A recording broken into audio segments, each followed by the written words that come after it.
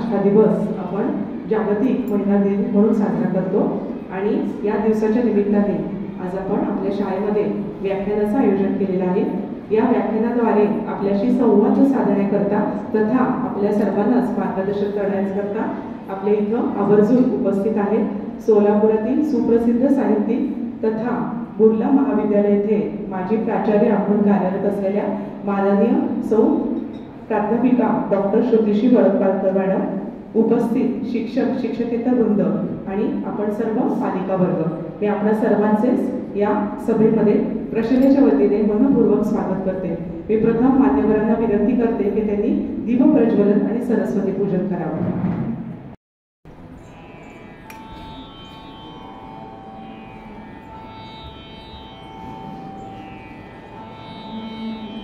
जय दुर्गे दुर्गति परिहारिणी,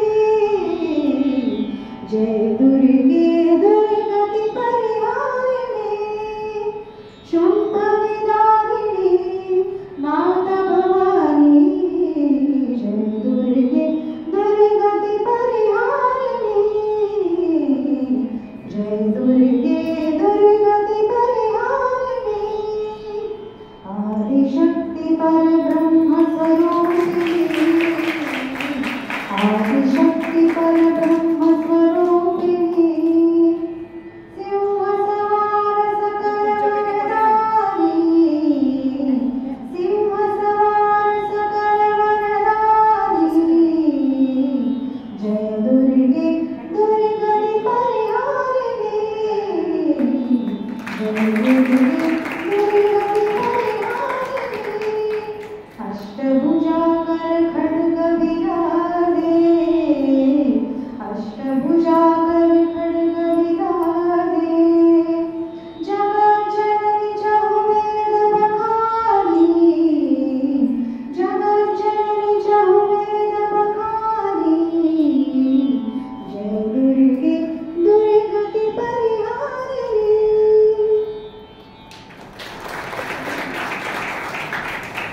8 मार्च हा जागतिक महिला दिन।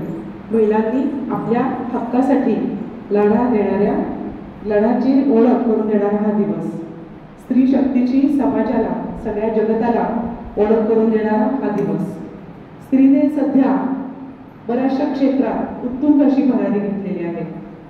आपल्या उज्ज्वल भविष्याकरता भूतकाळाची पर्वा न करता तिने भरपूर मेहनतीने आपल्या कुटुंबाला देखील समोर आणलेला आहे, पुढे आणलेला आहे। आज अगदी घरापासून युद्धभूमीपर्यंतचा सगळा विस्तृत परिसर स्त्रीच्या कर्तृत्वाने जाणलेला आहे। खरं तर समाजामध्ये वावरताना स्त्री आणि पुरुष दोघेही एकमेकांना पूरक असतात, दोघेही श्रेष्ठ आहेत आपापल्या ठिकाणी।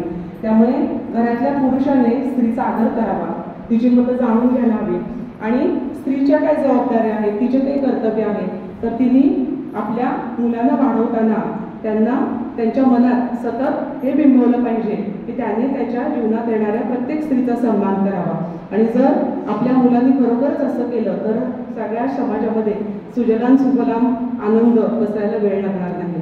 मग हे संस्कार आपण कशा पद्धतीने करावे, त्यासाठी आपल्याला योग्य अशा मार्गदर्शकाची गरज असते आणि त्यासाठीच आपण श्रुतिश्री ताईंना इथं आमंत्रित केलेलं आहे। मी त्यांची प्रथम आपल्याला थोडक्यात ओळख करून देते।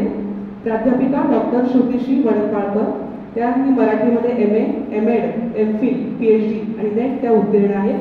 बुर्ला महिला वरिष्ठ महाविद्यालय येथे प्राचार्य तसेच मराठी विभाग प्रमुख म्हणून एकंदर 30 वर्षांचा त्यांना अनुभव आहे। त्यांनी विविध समित्यांवर सक्रियतेने काम केलेले आहे। अध्यक्ष महाराष्ट्र साहित्य परिषद पुणे शाखा सोलापूर, माजी अध्यक्ष RRC समिती सोलापूर विद्यापीठ, सदस्य अभ्यासक्रम समिती सोलापूर विद्यापीठ, संचालिका लक्ष्मी कोऑपरेटिव्ह बँक सोलापूर। त्यांच्या मार्गदर्शनाखाली 7 विद्यार्थ्यांनी PhD तर 2 विद्यार्थ्यांनी MPhil पूर्ण केलेले आहे। त्यांची आतापर्यंत 40 पुस्तके प्रकाशित झालेली आहेत। त्यांनी कादंबरी, कथा, कविता, ललित लेख, नाटक, एकांकिका, समीक्षात्मक बालसाहित्य, सदर लेखन अशा अनेक साहित्यांचं लेखन केलेलं आहे।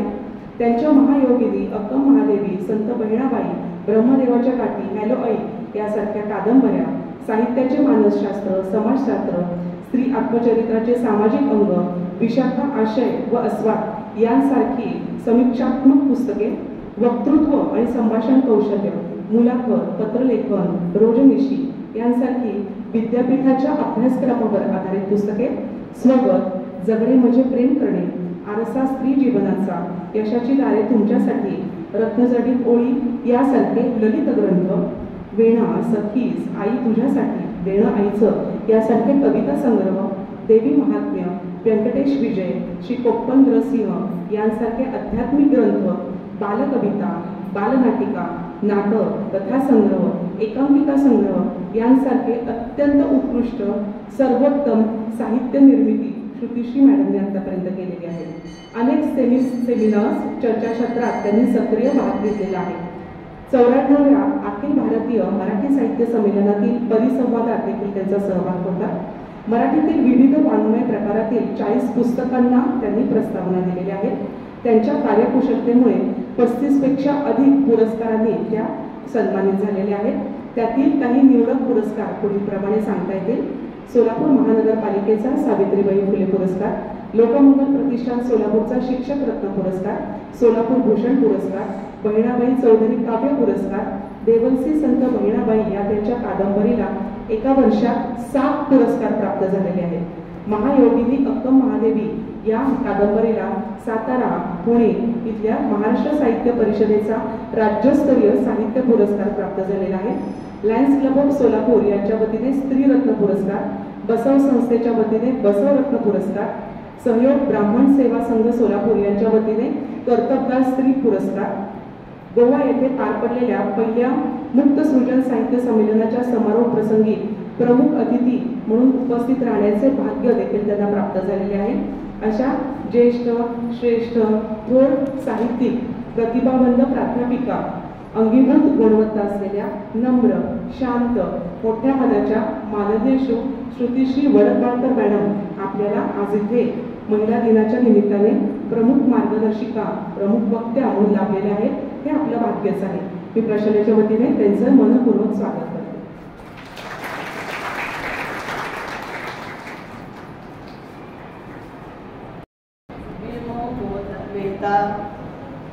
माध्यमिक शाळा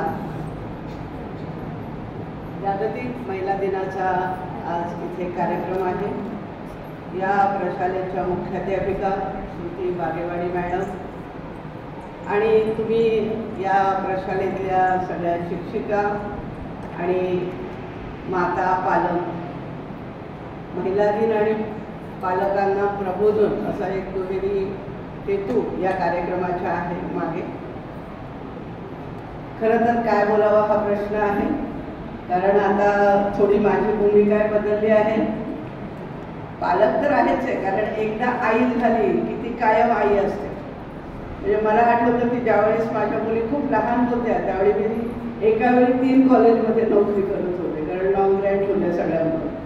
आणि एका कॉलेजमधनं दुसऱ्या कॉलेजमध्ये जायचे, दुसऱ्यातनं तिसऱ्या, आणि घरातलं सगळं करायचंच. मुली लहान माझ्या, सगळं खूप तारेवरची कसरत असायची. म्हणजे आज ज्यावेळेस मी थोडंसं जरा बांगड्या वेगळ्या मॅचिंग घालते त्यावेळी मला आठवतं की त्यावेळी मी जाताना, गाडीवर जाताना पावडर एकदा या हाताने लावायची आणि एकदा या हाताने लावायची आणि तशी कॉलेजला जायची, कारण ते दिवस तसे होते. आणि मग त्यावेळेस माझी अशी सगळी तारांबळ बघून एक लग्न न झालेली एक प्राध्यापिका होती. ती म्हणाली, मॅडम तुमचे किती इकडे तिकडे होते, खूपच बेजारी होत असेल ना. म्हटलं आता करणार काय ना, आपल्याला सर्व्हिस करायचे, घरी जॉईंट फॅमिली, परत सगळं करायचं. आणि नंतर एक 10 वर्षानंतर ती मला परत भेटली आणि मला त्यावेळी तिचं लग्न झालं होतं, तिची मुलं लहान होती. तर ती म्हणाली, आता मला तुमची रोज आठवण येते हो, आता तुम्ही छान मोकळ्या झाल्या ना. म्हटलं बाई ग, एकदा आई झाली ना की ती कधीही मोकळी नसते. त्यावेळी मुली लहान असताना वेगळे प्रॉब्लेम असतात, थोडे मोठे झाले की वेगळे असतात, अजून मोठे झाले की वेगळे असतात. कारण एकदा आई झाली की ती कायम आई असते. आणि स्त्रीमध्ये तर ह्या सगळ्या भूमिका असतात. मला नेहमीच या शाळेतल्या शिक्षकांचं खूप कौतुक वाटतं, कारण मी नेहमी कॉलेजमध्ये, विद्यापीठात वगैरे शिकवलं आहे. आमच्याकडे येणाऱ्या मुली 12वी होऊन वगैरे आलेल्या, थोड्या हुशार, काही वेळा जास्तच अतिशहाण्या वगैरे अशा आलेल्या असतात.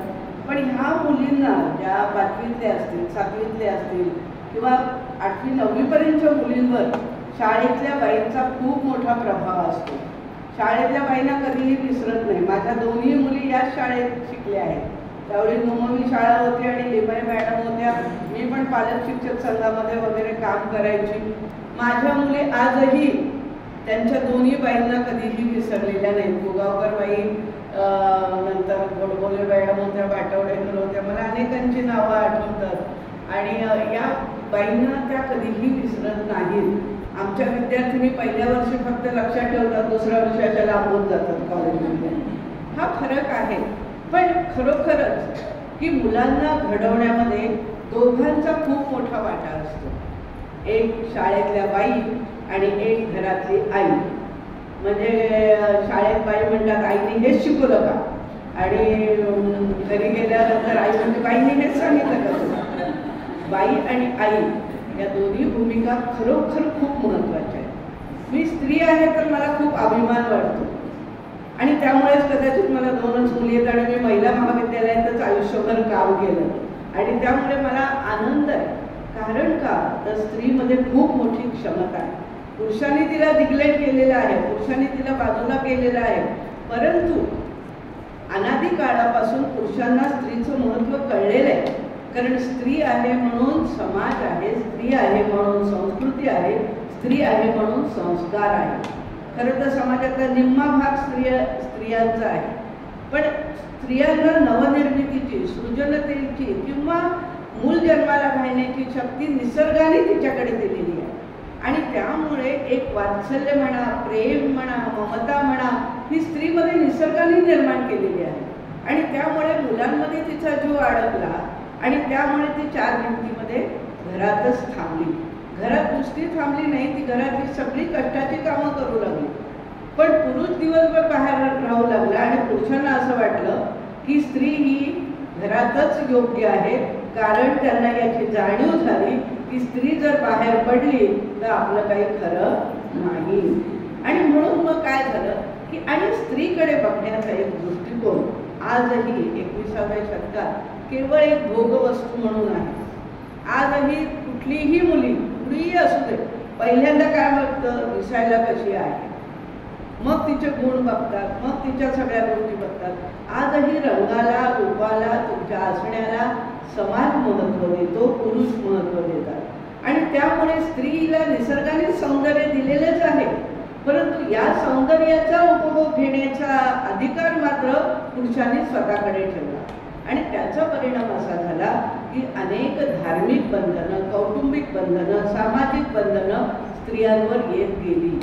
कारण का तर स्त्रीवर अन्याय झाला, स्त्रीवर बलात्कार झाला, स्त्रीवर अत्याचार झाला तर त्याचे परिणाम स्त्रियांनाच भोगावे लागतात. मूल जन्माला स्त्रियांच्याच पोटात येतं आणि म्हणून स्त्रीचं शील, ज्याला योनी सुचिता असं नाव दिलेलं आहे पूर्वीच्या लोकांनी, की तिची अब्रू ही काचेच्या भांड्यासारखी मानायला लागली आणि त्याचा परिणाम असा झाला की स्त्रीचं रक्षण करण्याची जबाबदारी आमच्यावरच आहे असं पुरुषांनी निश्चित केलं आणि स्त्रियांवर अनेक बंधनं आली. खरं तर वेद काळामध्ये स्त्रियांवर बंधनं नव्हती. आपल्याकडे असं म्हणतात निवृत्तीने शेतीचा शोध लावला, बायकांनी शेतीचा शोध लावलेला आहे. हे इतिहासाने आता सिद्ध केले पुराव्याने. बायकांनी संस्कार टिकवले, बायकांनी संस्कृती टिकवली, हे इतिहासाने सिद्ध केलं. पण स्त्रियांवर अन्याय आणि अत्याचार करणं हे पुरुषांना सहज सोपं वाटतं म्हणून पुरुषांनीच तिला परत बंधनात ठेवलं आणि त्याचा परिणाम असा झाला की इसवी सनाच्या 3ऱ्या-4थ्या शतकाच्या आधीपासून इसवी सनाच्या 2ऱ्या शतकापर्यंत स्त्रियांवर अनेक बंधनं आली. त्यातलं पहिली गोष्ट म्हणजे तिचं लग्न लवकर करणे. जितकं लवकर करता येईल तितकं करा. जुने जर तुम्ही वेद आणि ह्याच्यात बघितलं तर 11 वर्षाची मुलगी जास्तीत जास्त तिचं लग्न व्हायला पाहिजे. मी एकदा असा विचार करत होते, आमच्याकडे जाईचा वेल होता आणि त्या वेलाला नवी पालवी फुटली. आता वसंत ऋतू सुरूच आहे आणि पालवी फुटली आणि मी लगे बघितलं की लगे तिला कळ्या झाल्या. मी म्हटलं किती घाई आहे या वेलीला सृजनाची. पण निसर्गाने स्त्रियांना सुद्धा तशीच घाई दिलेली. 12-13व्या वर्षी मुली मोठ्या होतात. खरं तर काय आहे 12, खरं तर 20व्या-21व्या वर्षी मुली मोठ्या व्हायला पाहिजे म्हणजे त्यांना थोडे मॅच्युरिटी कळेल. पण नाही, आपल्याकडे अलीकडे तर हार्मोन्स चेंज इतके व्हायला लागले की 11-12 वर्षाच्या मुली आता वयात यायला लागलेल्या आहेत. आणि हे वय असं असतं की या वयामध्ये कुठल्याही गोष्टीची माहिती नसते आणि याच वयात आकर्षण निर्माण होतं पुरुषांविषयी म्हणा किंवा दुसऱ्या भिन्नलिंगी, आणि त्याचे परिणाम स्त्रियांना भोगावे लागतात. म्हणून मुलीचं लग्न लवकर करायचं. 11 वर्षाची मुलगी घोट नवरी, 12 वर्षाची, 14 वर्षाची, शारदा नाटक त्याच्यावरच होतं की 14 वर्षाची मुलगी झाली आता तिच्याशी लग्न कोण करायचं. तुम्हाला एक गंमत सांगते मॅडम. जसं एक शतपत्रे, मला वाटतं यांची विष्णुबुवा ब्रह्मचारी म्हणून त्यांनी एक शतपत्रे लिहिलं होतं.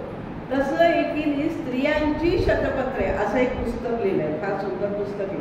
त्या पुस्तकात काय आहे तर आता बरंच प्रमाण कमी झालं आहे, पण वर्तमानपत्रात वाचकांची पत्र येतात बघा अजूनही, आठवत असेल तुम्हाला. तर पहिलं पत्र 1856 साली लिहिलेलं त्या पुस्तकात आहे. आणि तुम्हाला आश्चर्य वाटेल ते पत्र सोलापुरातल्या एका बाईने लिहिलेलं आहे वर्तमानपत्रात. मी तर वाचून चकित झाले. आणि तिने काय लिहिलंय, ती राहायला कुठे, दत्त चौकात कुठेतरी एक वाडा होता, आता तो वाडा पडलाय, आहे तो पडका वाडा तिथे. तिने लिहिलं, मी दत्त चौकात राहते, माझं वय 16 आहे, माझं 11व्या वर्षी लग्न झालं होतं, पण 14व्या वर्षी माझा नवरा मेला. मी दिसायला किती, म्हणजे तिचं कौतुक वाटलं की मी कोकणस्थ ब्राह्मण आहे, मी दिसायला हजारात उठून दिसेल अशी आहे. हे स्वतःचं स्वतः लिहिले, नाही तर आपण आपलं कौतुक करत, पण ती लिहिलं म्हणजे किती सुंदर असेल. आणि माझ्या नावावर एक नवऱ्याची थोडी शेती आहे आणि माझा भाऊ माझं 60 वर्षाच्या माणसाबरोबर लग्न करायचं म्हणतो आहे आणि मला लग्न त्याच्याबरोबर करायचं नाही, मला माझ्या योग्य माणसाबरोबर लग्न करायचं आहे, असा जर कोणी असेल तर मी तयार आहे. मला ते पत्र वाचून म्हणजे ती क्रांतिकारकच वाटली एक प्रकारची. कारण का तर काळ असा आहे, स्वतःचं स्वतः आजही मुली स्वतःचं स्वतः असं लिहिणार नाहीत वर्तमानपत्रात, ते धाडस तिने त्यावेळेस केलं. स्त्रियांमध्ये हळूहळू 19व्या शतकात जागृती झाली आणि त्याच्यासाठी पुरुषांनी प्रयत्न केलेले. आज आपण खूप नशिबवान आहोत की एक मुख्याध्यापिका श्रुती बागेवाडी मॅडम बऱ्याच वेळा काय करतात, यांना पुरस्कार असेल तर मला फोन करतात, वडंगवाळकर श्रुती म्हणून. मी म्हणते नाही, त्या बागेवाडी मॅडम वेगळे आहेत, मी वेगळी. एकदा तर मला वाटतं वर्तमानपत्रातच प्रमुख पाहुणे म्हणून त्यांचं नाव घातलं होतं, मला वाटतं माझा कार्यक्रम. तर आज इतक्या स्त्रिया पुढे पडल्या आहेत, सगळ्या क्षेत्रात आहेत. कालच तुम्ही 8 मार्चला बघितलं की वंदे भारत गाडी बायकांनी चालवली, 8 लोक पायलट वगैरे वगैरे. आज असं कुठलं क्षेत्र नाही की स्त्रिया त्या क्षेत्रात नाही आहेत. सुनीता विल्यम्स गेले 10 महिने झाले अंतराळातच आहे अजून. स्त्रिया सगळीकडे. पण 100 वर्षापूर्वी काय परिस्थिती होती? 100 वर्षापूर्वी 1925 सालापर्यंत मुलीचं लग्न 12 ते 14 वर्षापर्यंतच होत होतं. जर 14 वर्षाची मुलगी झाली तर तिला प्रथमवर मिळत नव्हता, बीजवर मिळत होता, ज्याची पहिली बायको गेलेली आहे असा. वयात अंतर तर काहीच विचारू नका, त्याच्याबद्दल काही बोलताच येणार नाही आपल्याला. आज आमची परिस्थिती इतकी मजेशीर आहे की आज आमच्या मुली म्हणतात की मला फक्त 2च वर्षाचं अंतर पाहिजे, 1च वर्षाचं अंतर पाहिजे. 4 वर्षाचं अंतर असेल तर मुली नाही म्हणतात आता. हे एवढं. बहिणाबाई, संत बहिणाबाई, तिचं लग्न झालं त्यावेळी ती 3 वर्षाची होती आणि नवरा 30 वर्षाचा होता.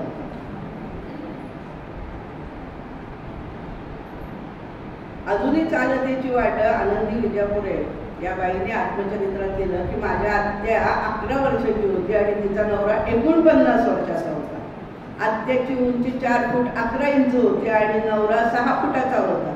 तरी सुद्धा त्यांचं लग्न झालं. तो विजोड विवाह आहे असं कुणालाही वाटलं नाही. कुठल्याच बाबतीत बरोबरी नव्हती, तरी स्त्रियांनी सगळं सहन केलं. स्त्रियांनी खूप सहन केलेलं. आज आपण इतक्या सक्षम रीतीने बोलतो आहोत, करतो आहोत, पण याच्या मागे स्त्रियांनी खूप सोसलंय. काल एका ठिकाणी बोलताना म्हणाले की आंबेडकरांनी आपल्याला मतदानाचा अधिकार दिला, आपल्याला निर्णयाचा अधिकार दिला, शिक्षणाचा अधिकार दिला, सगळे अधिकार दिले, त्यामुळे आपल्याला फार त्रास झाला नाही. चुकीचं आहे. त्यांनी अधिकार दिले, त्यांनी घटनेने आपल्याला दिले, पण समाजाने ते स्वीकारले पाहिजेत ना. समाज कुठे स्वीकारायला तयार आहे? कागदोपत्री आहे हुंडाबंदी, पण अजूनही आहेच आहे. आम्हाला हे पाहिजे, आम्हाला ते पाहिजे, आम्हाला ते पाहिजे. अलीकडे तर आणखी वेगवेगळे प्रकार निघाले. म्हणून स्त्रियांवर ही खूप मोठी मला जाणवते की आजपर्यंतचा हा जो स्त्री जीवनाचा जो प्रवास आहे, हा प्रवास आता कुठेतरी 21व्या शतकात आता कुठेतरी हळूहळू बदल होतोय.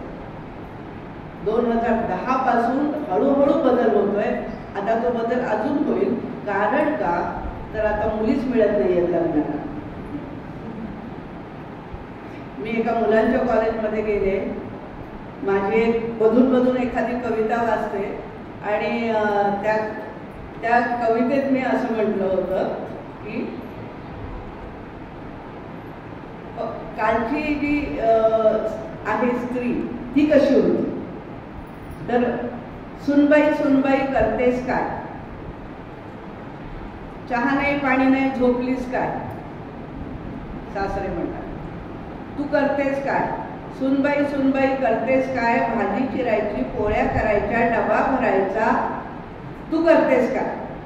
मुलगा म्हणतो आई आई बॅट माझी ठेवलीस कुठे, शोध आधी उशीर झाला मॅचला, तू करतेस काय.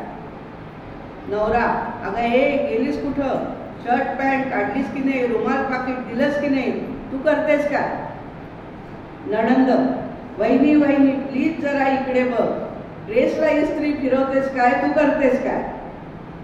कोणीही यावं मला बोलून जावं, कोणीही यावं मला बोलून जावं, सगळ्यांचे करताना मीच दमावं, करून सवरून ऑफिस गाठावं, पळत पळत मस्टर पाहावं, लेटमार्क झाला शिव्या खाव्या, मान मोडून आकडेमोडी कराव्या, 5:30ची बस पळत पकडावी, येताना दळण भाजी आणावी, आल्या आल्या पदर खोचावा, आल्या आल्या पदर खोचावा, घरातले काय हे सुनबाई हे केलं नाही, काय हे आई ते केलं नाही, अगं काय ग ते विसरलीस ना, अगं बहिणी हे राहिलंच ना.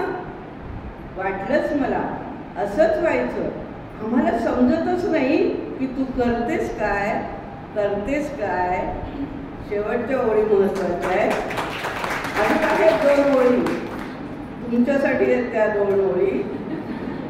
मी पडले एक भारतीय स्त्री, मी पडले एक भारतीय स्त्री, माझ्या जीवावर सगळेच फ्री, सगळेच फ्री, सगळे. ही कालची स्त्री होती. कालची स्त्री किंवा आजची स्त्री, मी थोडा वेळ त्याच्यावर बोलून मग पालकांकडे येईल. की आजही आपल्याला बघतो आपण की घर सगळं तिच्या भोवती आहे. घराचा खांब आहे, घराचा कडा आहे.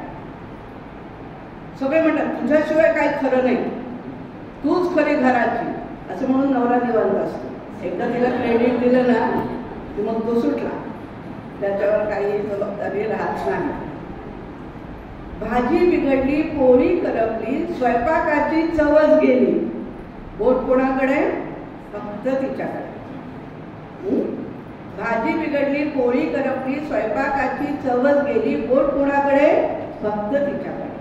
घरात पसारा, बाहेर कचरा, पडलेला जरा कोण ते आवरा, बोट कोणाकडे, फक्त तिच्याकडे.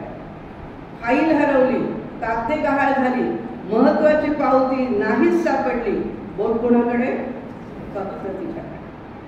सासू आजारी, नणंद काम न करी, औषध द्यायची विसरली, बोट कोणाकडे, फक्त तिच्याकडे. मुलं बिघडली, नापास झाली, संसाराची घडी विस्कटली, बोट कोणाकडे, फक्त तिच्याकडे. नवरा चिडतो, पिऊन पडतो, कमावत नाही, घरात थांबत नाही, बोट कोणाकडे, फक्त तिच्याकडे. पण एक बोट तिच्याकडे, एक बोट तिच्याकडे, तर 4 बोट तुमच्याकडेच असतात, तुमच्याकडेच असतात आणि तुमच्याकडे असतात. घरातील सगळं काही झालं की त्याचं चुका बरं का फक्त, मग ते बायकोकडे. चांगलं झालं की मग आमचा मुलगा आहे, आमचा आहे, माझा पोरगा आहे, माझी पोरगी आहे. हां, आणि बिघडली की तुझं वळण नाही, तू नीट शिकवलं नाही. आपली मुलं ही आपलीच असतात. कारण का, एक दोन गोष्टी लक्षात ठेवा. काय की तुम्ही जसे आहात तशी तुमची मुलं असणार. म्हणजे मी अजून एक कविता लिहिली होती माझ्या आईवर, की तू कधी बोट धरून शिकवलं नाहीस मला लिहायला. कधी आईने शिकवलंय का? तुमच्या आईचं आठवा बरं. मला खूप छान वाटतं की मोबाईल नसताना, म्हणजे आम्ही शिक्षण झालं आमचं आणि आमच्या आईने आम्हाला पूर्ण स्वातंत्र्य दिलं. याबद्दल आईचे आम्ही अत्यंत ऋणी आहोत. कारण लहानपणी मी प्रचंड अवघड होते, एक क्षण घरात बसत नव्हते, पण आई कधी मला रागवली नाही. कुठे गेली, काय गेली, काय नाही, अमुक नाही, तमुक नाही. आज एक नाही तर दोन मुलं असतात आणि असे 24 तास त्यांच्यावर सगळ्यांच्या नजर असतात. कुठं गेला, काय केला, काय खाल्ला, काय केला. अलीकडे तर म्हणजे मला तर नवल वाटतं की त्या मुलाकडे आता आमच्याकडेच आता झाली आहेत. आता आमच्या म्हणजे माझ्या नंदेच्या मुलीला मुलगा झाला परवा. सासू, सासरा, नवरा, ती चौघे त्याच्या भोवती. कोई गेलं की पांढर. अरे मी म्हटलं सोडा खाली, वाढू द्या, त्याचं त्याला वाढू द्या. नाही वाढू देते. आपली मुलं ही आपल्यासारखीच असणार आहे. मला काल परवाचीच गोष्ट आठवली. माझ्या मुलींचा मुलगा, मला 2 मुली आहेत, मोठी डॉक्टर, धाकटी इंजिनियर. तिचा मुलगा आता 7 वर्षाचा आहे. परवा गॅदरिंगला तो स्टेजवर गेलाच नाही, रडायला लागला. आणि हिला इतका राग आला माझ्या मुलीला. आणि तो त्या बाई रागवायला लागला, हा रडला, कुणी रडलं नाही, तो एकटा रडला. आम्ही आज त्याच्याशी बोललोच नाही. मी म्हटलं तुला आठवतंय का? म्हणलं बरोबर बाईने तुला नाचात घेतलं होतं, तुला फ्रॉक शिवला होता आणि तो फ्रॉक आवडला नाही म्हणून तू स्टेजवर गेली नव्हतीस. पण मी नाही तुझ्याशी आबोला धरला. म्हणलं असं हे कुठला प्रकार ग? म्हणलं तुझाच मुलगा तुझ्यासारखाच असणार. आपल्या मुलाच्या तुलना दुसऱ्याची कशाला करणार? तुम्ही काय केले? तुम्ही 5वी 6वीत असताना कोणते दिवे लावले म्हणून आता आमच्या मुलांनी आम्हाला मेरिटमध्ये आलं पाहिजे इतके टक्के. माझी मोठी मुलगी, तिचा मुलगा जिनियसच आहे, त्याच्यात काही वादच नाही आहे. तो ऑलिम्पियाडच्या आणि JEE मेन्सच्या आता 6वीत आहे. सगळ्या लेवल पार केलाय त्याने, पहिला आल्यावर सगळं मान्य. पण त्याचा अर्धा मार्क गेला, अर्ध्या मार्काचं चुकला, सिली मिस्टेक केल्या त्याने.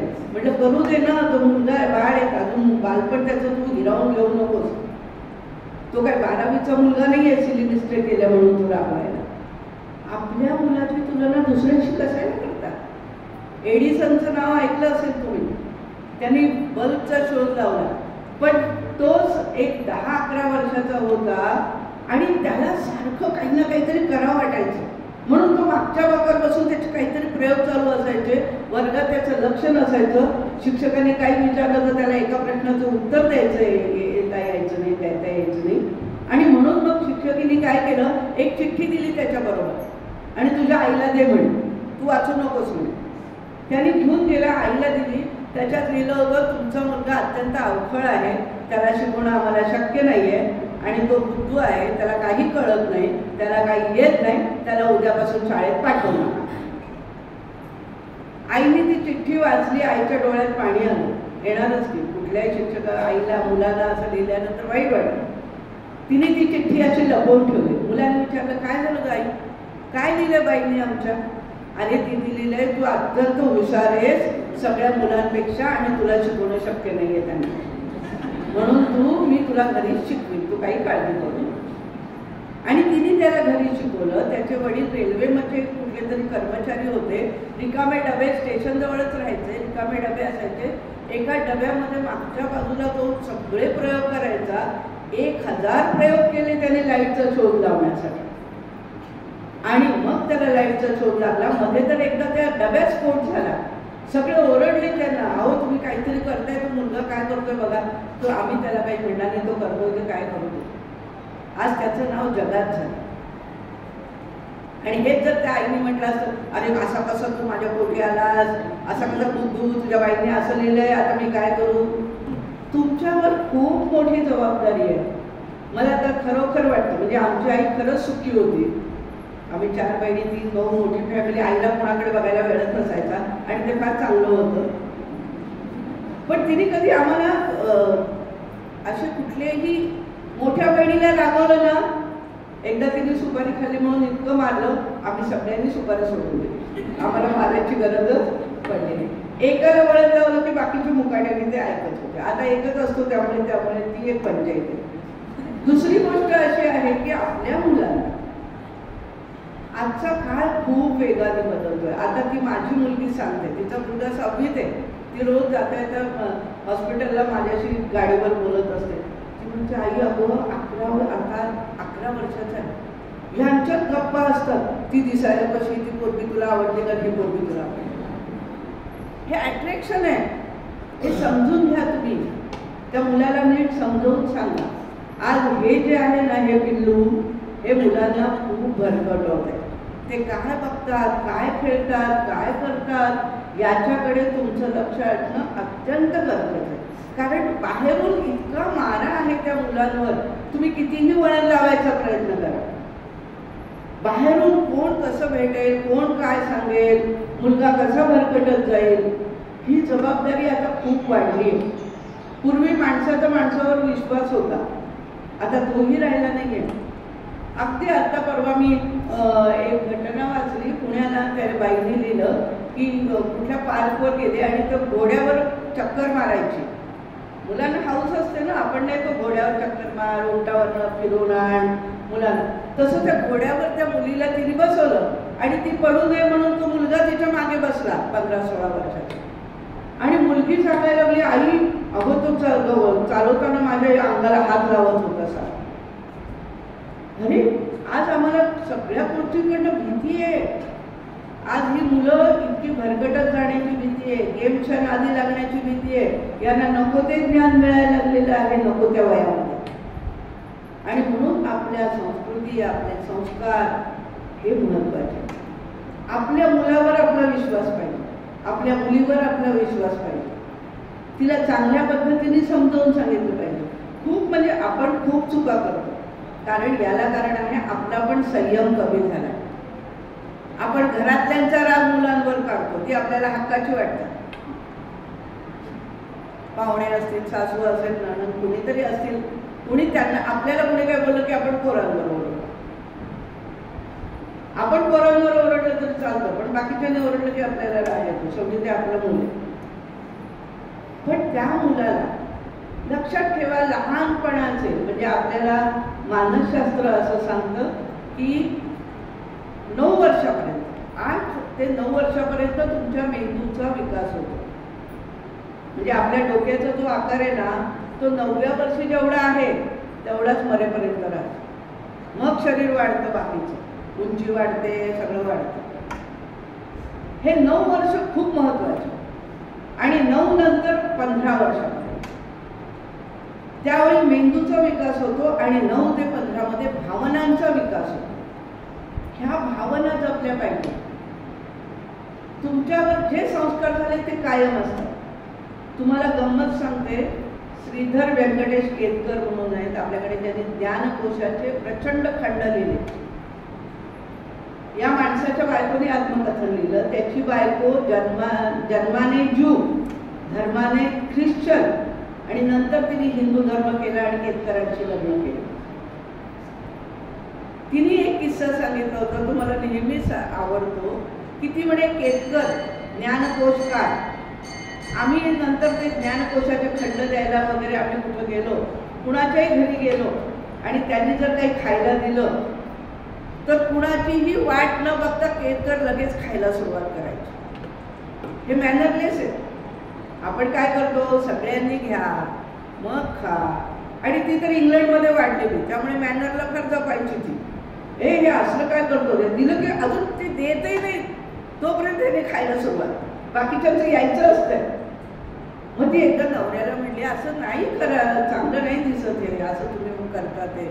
मला ऑकवर्ड होतं ना सगळ्यांच्या समोर, की सगळे असे विचित्र नजरेने कधी न मिळाल्यासारखा हा काय खायला. तर त्यांनी सांगितलं की मी काय सांगू, माझ्या आईवडील लहानपणी गेले, मी काका काकूंकडे वाढलो आणि लहान असताना सगळ्यांना कापू द्यायची आणि माझ्या हातातलं काढून घ्यायची. मला ही भीती बसली की मला दिलेलं पटकन कोणी काढून घेतं काय, म्हणून मी लगेच खायला सुरुवात करतो, म्हणजे काढून घ्यायला नाही. विचार करा, 5-6 वर्षाच्या मुलावर जे संस्कार झाले ते वयाच्या 70व्या वर्षापर्यंत कायम आहे. आपण म्हणतो आपणही शेवटी माणूस आहोत, स्त्री काय आपण काय आभाळात पडलेले नाहीये. मी नेहमीच म्हणते की आम्ही काही देव नाहीये, दगड नाहीये, संत नाहीये, आम्ही पण माणूस आहोत. आम्हालाही राग येतो, आम्हाला चिडचिड होते, आमचा पेशंट जातो. पण मुलांच्या बाबतीमध्ये तुम्ही स्वतःला जरासं सांभाळलं पाहिजे. बऱ्याच जणींना ना म्हणजे माहेरी जाऊन आपल्या मुलांच्या तक्रारी सांगायची सवय, हा असाच आहे गो, अजिबात ऐकत नाही, नुसता मुद्दा आहे, काही करत नाही, अजिबात नाही, अभ्यास नाही, हे नाही. अरे एक गुण नाहीये त्याचे दुसरे गुण आहेत. त्याला रागवायचं असेल तर एकट्यात रागवा, पण दुसऱ्यासमोर त्याच्या गुणांचं कौतुक करा ना. आणि मार्कावर तर काहीच अवलंबून नाही. आज आम्ही मार्काला जपतो आहोत आणि मार्कावरच सगळं अवलंबून ठेवतो आहोत. मार्क नाहीत महत्वाचे. नापास मुलांची गोष्ट म्हणून एक पुस्तकच आहे. सचिन तेंडुलकर 12वी पास सुद्धा नाही. आपण म्हणतो का त्याचं काय केलं नाही. कुणाचं कर्तृत्व कधी बहराला येईल सांगता येत नाही. म्हणून आपलं मूल ते आपलं मूल ते युनिक आहे. त्याची तुलना इतरांबरोबर करायची नाही. इतरांसमोर त्याला रागवायचं नाही, त्याला वळण लावायचं. म्हणजे आम्हाला आठवते की आमची आई आम्हाला सांगायची, नाही ऐकलं ना थांब तुला पळवते. त्यावेळी स्टो होते आणि स्टोला मग ती चिमटा लावायची. तिने आयुष्यात पळवलं नाही पण चिमटा लावून ठेवायची. म्हणजे आम्हाला एक भीती. हा धाक सुद्धा महत्वाचा आहे. अलीकडे धाक उरलेला नाही. मुलं हट्टी व्हायला लागलेली, मुलांना पाहिजे ते आणून दिलं जातं. हा एक धोकाच आहे एक प्रकारचा. आणि दुसरी एक गोष्ट मला अलीकडे खूप खटकते की आज आपल्या सोलापुरात अजून चांगली परिस्थिती आहे, पण पुण्या मुंबईमध्ये अशी परिस्थिती की शेजाऱ्यांची इंटरॅक्शन्स नाही, कुणी कुणाकडे जायचं नाही. आम्ही अंगत पंगत करायचो लहानपणी. घरी न काही खाल्लेली म्हणजे जी भाजी घरात नाही खाणार ते मित्राने आणली की आम्ही खातो, मैत्रिणीने आणली की खातो. एकमेकांच्या घरी जायचं, वेळची पार्टी करायची, अंगत पंगत करायची, खेळायचं एकमेकांच्या घरी. आता कुणी कुणाकडे जात नाही. खाली ग्राउंडवर जातात, बागेत जातात, अर्धा तास 1 तास 2 तास मुलं खेळतात, बस. ह्याच्यातनं मुलं शिकत नाहीत. मुलांचं सामाजिकरण होत नाही. अपयश पण पचवता आलं पाहिजे मुलांना. नेहमी माझंच कौतुक करा, दुसऱ्यांना काही म्हटलं की राग येतो आजकाल मुलांना. त्याचंच कौतुक, माझं कौतुक करा, ही सवय सुद्धा चुकीची आहे. एक आपल्याला देवानी एक छान संधी दिली की एक जीव आपल्याला घडवता येत आहे. त्याला चांगलं घडवायचंय, त्याला चांगला माणूस करायचंय, त्याला चांगला नागरिक करायचंय, त्याला चांगली व्यक्ती करायचंय. हे महत्वाचं.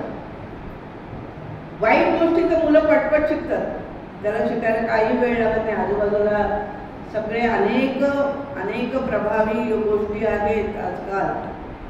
मी म्हटल्यासारखं मोबाईल आहे, मित्र आहे, संगत आहे, अनेक गोष्टी आहेत. अशावर घरातल्या स्त्रीवर खूप जबाबदारी आहे. नवऱ्याचा काहीही उपयोग नसतो, कितीही सांगा. आपण आजकाल तरी नवरे बरेच सुधारले, थोडीफार मदत करतायत. नाही तर पूर्वी नवऱ्याचा काही संबंधच नसायचा. म्हणजे तुम्हाला आश्चर्य वाटेल, रमाबाई रानडे यांनी त्यांच्या आत्मकथनात लिहिलं की माझा जन्म झाल्यानंतर माझी आजी वारली म्हणून वडिलांचं सगळ्यात जास्त प्रेम मला मिळालं. कारण आपल्या लेकरांना सुद्धा आजी समोर वडील घेत नव्हते. हा काळ होता लक्षात. ज्या काळामध्ये आई वडील आपल्या मुलांवर प्रेम व्यक्त करू शकत नव्हते, परवा मला एक आमच्या ओळखीची म्हणली, आता काय राहिलं ग असलं, आता उंदीर खेळावं तसं पोरं अंगावर खेळतात बाबाच्या. मी म्हटलं आता असायलाच पाहिजे, मित्र आहे, मित्रत्वाचं नातं जपलं पाहिजे, मैत्रीण व्हायला पाहिजे मुलांची. आई मुलांनी प्रत्येक गोष्ट आईला विश्वासाने सांगितली पाहिजे आणि तो विश्वास टिकवून ठेवला पाहिजे आईने, त्याचा घात करू नये. नाही तर मुलाने एखादं कॉन्फिडेन्शियल तुम्हाला सांगायचं, तुम्ही घरात सगळ्यांना सांगू टाकायचं, असं केलं तसं केलं. चुका होतात, चुका कोणाच्या, तुम्ही चुकूनच मोठे झालात. आपण काय अगदी सगळं अगदी व्यवस्थित मोठे झालो इतकं नाही. म्हणून ह्या 21व्या या परिस्थितीमध्ये बदलती संस्कृती, बदलता आता तर म्हणजे इतकी कॉम्पिटिशन आहे, इतकी कॉम्पिटिशन आहे, स्पर्धेचं युग आहे. या काळामध्ये आपल्या मुलांना चांगलं घडवणं हे खरं एक आव्हानच आहे. आणि हे आव्हान तुम्ही सगळ्याजणी सक्षम आहेत, कारण तुम्ही फार चांगल्या शाळेत मुलाला घातलं.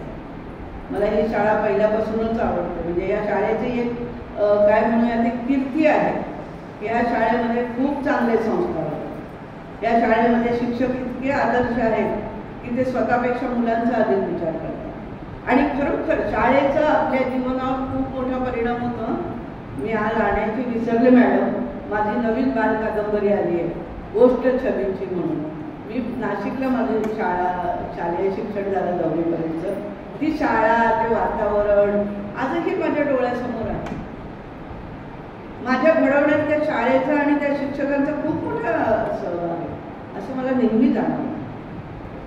आपण ज्या शाळेत मुलांना शिकवलेलं आहे तिथले संस्कार, तिथल्या शिक्षकांचं वागणं, बोलणं. पूर्वी सगळे आई वडील ना कधीच कुणाला असं बसवून चल तुला उपदेश करते, तुला शिकवते असं नसायचं. आईच्या कृतीतून मुलं शिकतात, आईच्या उक्तीतून. आई शेजाऱ्यांची कसं बोलते, घरातल्यांची कसं बोलते, नातेवाईकांशी कसं बोलते हे मुलं बघत असतात. त्यांना वेगळं शिकवायची गरज नाही आहे. तुमचं मुलांसमोरचं वागणं तरी नेहमीच चांगलं पाहिजे. तुम्ही नवरा बायकोमध्ये कितीही भांडायचं असेल तर मुलांसमोर भांडायचं नाही, ही एक काळजी आपण कायम घेतली पाहिजे. असतात, कारण कसं असतं, तुम्ही वेगळ्या वातावरणातनं, वेगळ्या संस्कारातनं आलेले असतो. नवऱ्याचं एक संस्कार वेगळे, वातावरण वेगळं, आणि ते खूप नेहमीच कधीच सम वातावरण नसतं, नेहमी कॉन्ट्रास्टच असतं. म्हणजे आपल्याकडे मोकळेपणा असेल तर त्यांच्याकडे बंधन असतं, आपल्याकडे बंधन असेल तर त्यांच्याकडे येणारे जाणारे असतात. हा फरक असणारच आहे. वातावरण, स्वभाव हे बदल असणारच आहे.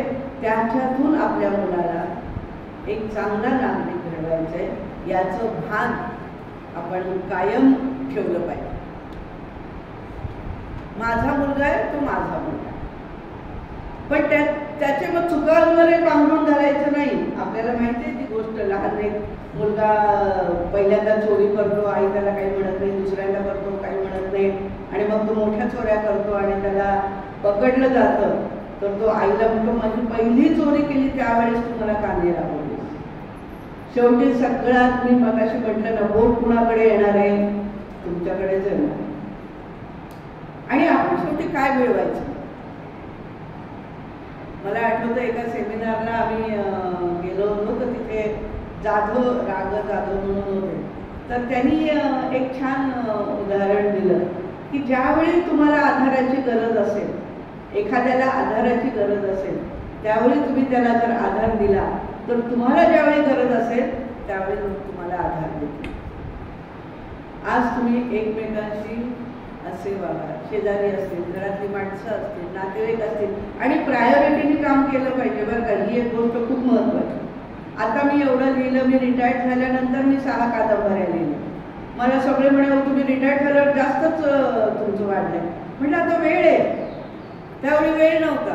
त्यावेळी मुलांना वाढवणं, घरातले सासू सासरे सगळ्यांचं करणं, येणाऱ्यांचं करणं, कॉलेजची कामं, हे सगळ्या प्रायोरिटी होत्या माझ्या. आता राहिल्या नाही आहेत त्या प्रायोरिटी. त्यामुळे आता मी माझ्या लेखनाकडे, माझ्या छंदाकडे, माझ्या आवडीकडे मी आता वळली. आजच्या मुलींना असं वाटतं हो असं तुम्हाला एक मिळालं, आम्हाला नाही मिळालं तर काय, माझं करिअर, माझं हे, ह्याच गोष्टी महत्त्वाच्या नाही आहेत. तुम्ही मग एकदा मी माझ्या मुलीला पण सांगितलं, तुम्ही मूल जन्माला घातलंय ना, मग तुम्हाला तुमचं करिअर थोडं बाजूला ठेवा. 2 वर्ष तू घरात बस, काही हरकत नाही, नंतर तू परत तुला जॉब लागला तर कर. आणि तसंच केलं तिने. कारण या वयात पाळणा घरात ठेवणं, या वयामध्ये दुसऱ्यांकडे ठेवणं, ह्याच्यापेक्षा तुमचं तुम्ही तुमच्या समोर वाढवा ना. किती छान वाटतं ती मुलं डेव्हलप होताना लहानपणी. आज पालथा पडला, आज रांगला, आज पुढे सरकला, आज चालला, आज पहिलं पाऊल टाकलं. अरे हे डेव्हलप बघा तुम्ही. म्हणून आपल्या मुलाला आपण चांगलं घडवूयात, चांगलं करूयात. शाळा तर तुमच्या पाठीशी आहेच, पण तुम्हीही शाळेला सहकार्य करा. तुमची मुलं नक्कीच चांगली आहेत, कारण आपण सगळेच एक चांगले माणसं आहोत.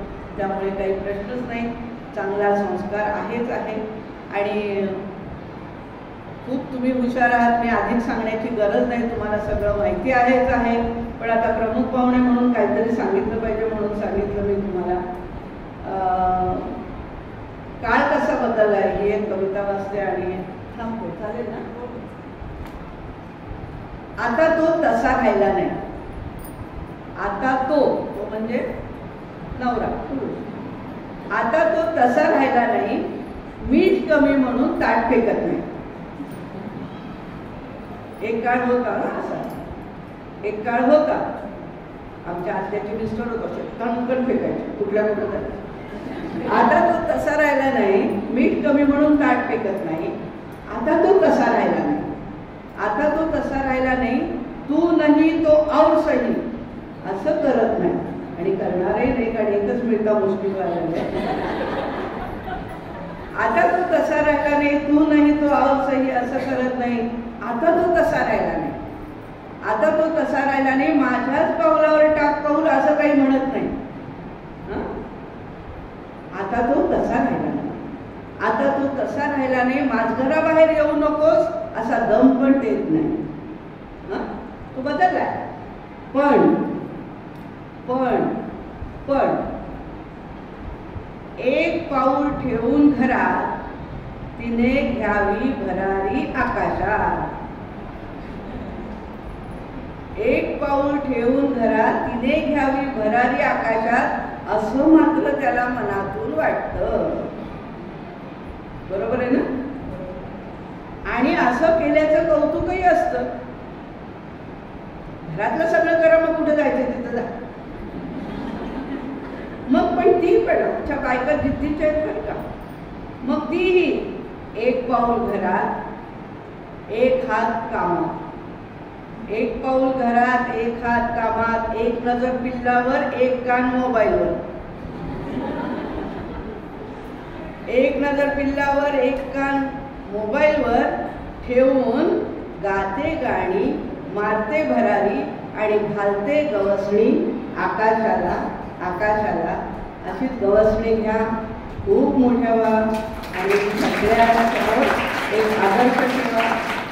मला बोलवलं मॅडमने आणि तुम्ही छान शांतपणे ऐकून घेतात. बऱ्याच सहनशील आहात तुम्ही सगळ्यांनी, त्याबद्दल धन्यवाद.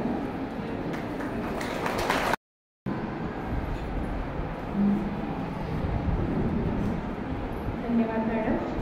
आपले मार्गदर्शन आणि प्रोत्साहन यामुळेच आम्ही अधिक प्रेरित झालो आहोत. आपली मुलं ही आपल्यासारखीच असणार. मुलांची इतरांची तुलना करू नका. आपले संस्कार महत्त्वाचे. मुलांवर विश्वास ठेवा. मुलांच्या भावना जपायला हव्या. अशा अनेक उदाहरणातून तुम्ही आमचे डोळे उघडले. आजच्या कार्यक्रमाच्या प्रमुख अतिथी माननीय सौ श्रुतीश्री वडकबाळकर मॅडम, आपण आमच्या विनंतीला मान देऊन येथे उपस्थित राहिलात आणि आम्हा सर्वांना योग्य असे मार्गदर्शन केले, त्याबद्दल प्रशालेतर्फे आपले मनपूर्वक आभार. शाळा समिती अध्यक्ष माननीय श्री राजेश पटवर्धन सर यांचेही मनापासून आभार. आमच्या उपक्रमशील मुख्याध्यापिका ज्यांनी हा कार्यक्रम आपल्या सर्वांसाठी आयोजित केला, माननीय सौ श्रुती वाघेवडी मॅडम यांचेही मनापासून आभार. येथे उपस्थित आपण सर्व पालिका, शिक्षिका, शिक्षकेतर वृंद, आपणा सर्वांचेच मनापासून आभार. आणि संयोजकांच्या परवानगीने हा कार्यक्रम येथे संपन्न झाला असे मी जाहीर करते. धन्यवाद.